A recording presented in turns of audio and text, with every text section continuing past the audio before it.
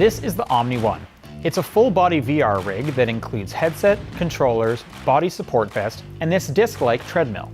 It's meant to make games and other VR experiences more immersive by allowing you to walk, run, crouch, and jump in real time as you play. I've been testing out the Omni One for a few weeks now, including getting a bunch of my coworkers to try it out. It's a ton of fun, but definitely takes some getting used to. Let me tell you all about it. The Omni One is developed by Virtuix, the company behind Omni Arena, a location-based VR arcade-like experience where you and a group of friends can play games together in real time. Omni One is their new consumer product designed for the home. It's a single-player device, but allows for online multiplayer so you can play with others. It works by wearing these shoe covers that have sensors near the front. These sensors need to be charged with the included USB-C cable. Under the shoes there are two friction settings, a green one for more friction that is used when not on the Omni One, and a gray setting that decreases friction for when you're playing. With these shoes on, you step onto the very slippery semicircular disc and strap yourself into the support vest. This feels like wearing a large hiking backpack. Pressing this button near your left shoulder will unlock the system, allowing it to rotate freely. There's a dial on the support arm that will adjust how much resistance or support it provides for stabilization. The treadmill's disc is curved up because you're basically sliding back into place repeatedly in order to move continuously. So it's not actually like a treadmill with a rotating tread, but more like staying in place by trying to walk on very slippery ice. And let me tell you, it's not easy when you first try it out. The backpack pulls on you, so it feels a bit like you're dragging something behind you. This is important though, since it needs to stabilize you from falling, because you tend to lean much more forward to walk in-game than you would normally. You also need to lift your feet up higher than you'd expect in order for the feet trackers to properly register movement. This exaggerated movement makes it feel kind of similar to walking in snowshoes. The Omni One supports heights of 4 feet 4 inches up to 6 feet 4 inches, and a player weight maximum of 250 pounds. The support vest has a max weight circumference of 46 inches. The treadmill has a footprint measuring 48 by 60 inches and is around 48 inches tall. It weighs 150 pounds, but luckily it features wheels at the back so you can tip it and roll it with ease. There's also a little cubby located under the footstep for storing some accessories like the shoes.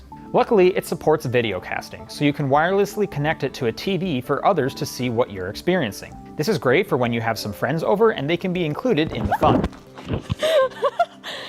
I'm too scared. While the headset can be adjusted for different head sizes by use of this strap and tightening wheel at the back, the shoes are a different story. They come in 3 sizes, with medium being the one sent to me, and you can't use the Omni One without them. Inviting some friends over for a VR evening gets difficult if you have people with vastly different feet sizes. It would be great if these could somehow accommodate different shoe sizes, like how the headset can with different sized heads. Virtuix does sell extra shoes separately, but they're a whopping $100 per pair. It's worth noting that you can use the headset and controllers to play games without the treadmill, so that opens up some options, but it's nowhere near as exciting, right? The headset is a customized Pico 4e headset with an 8-core Qualcomm XR2 CPU and 256 gigabytes of storage. It has a resolution of 2160 by 2160 per eye, which results in 1200 pixels per inch. A 105-degree field of view with pancake lenses.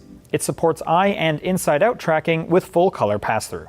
At first, the Omni One feels incredibly unnatural to use.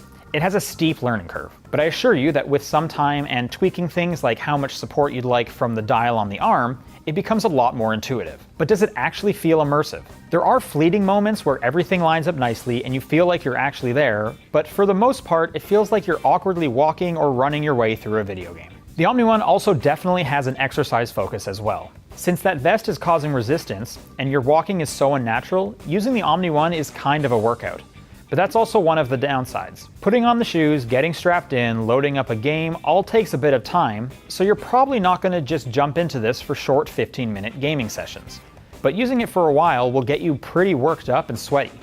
In fact, I tend to set up a fan pointed directly at me when playing to help cool me down. The user interface even tracks how many steps you've taken and calories burned. It's clear that exercise is a key component to the Omni One. Now, I'm not someone who shies away from a workout, but if I'm in a gaming mood, factoring in a shower afterwards is a bit much, and that adds to the amount of time I need to set aside. So unfortunately, there's kind of a downside to using this for short and long periods of time. The other downside, and this is kind of the deal breaker, is that the game library just isn't there. Virtuix has a storefront to purchase games, but at the time of this recording, there's only about 18 to choose from. However, they are advertising another 31 titles coming soon. I play video games for a living, and I haven't heard of most of these titles, and the VR games I'm familiar with aren't available for the Omni One. Now, Virtuix does advertise that the Omni One headset can be used with SteamVR to expand your library, although keep in mind you won't be able to use the Treadmill for those ones. I didn't end up testing this out because, unfortunately, to play those games you need to install an emulation software package. From there, settings will have to be adjusted on a per-game basis, and even then, quote, many games will not offer a good locomotion experience.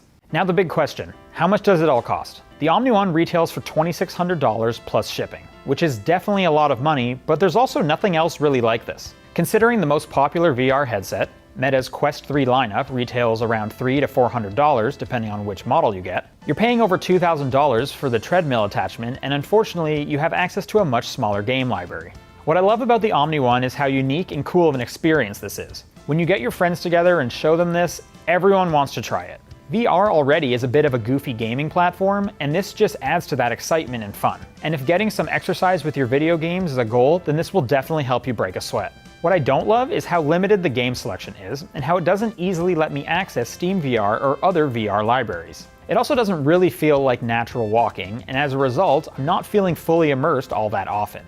With all that, it becomes a pretty hard sell next to that high price point. The Omni One feels like a major first step in where the future of VR could be heading, but it's still just an early look at this point. As of right now, it's more of a fun add-on, but I couldn't see myself using it as my main VR gaming experience. It needs more games and a more seamless locomotion experience where I don't get so sweaty by the end of it. I would love to somehow get this same level of stability, but feel like I'm walking normally.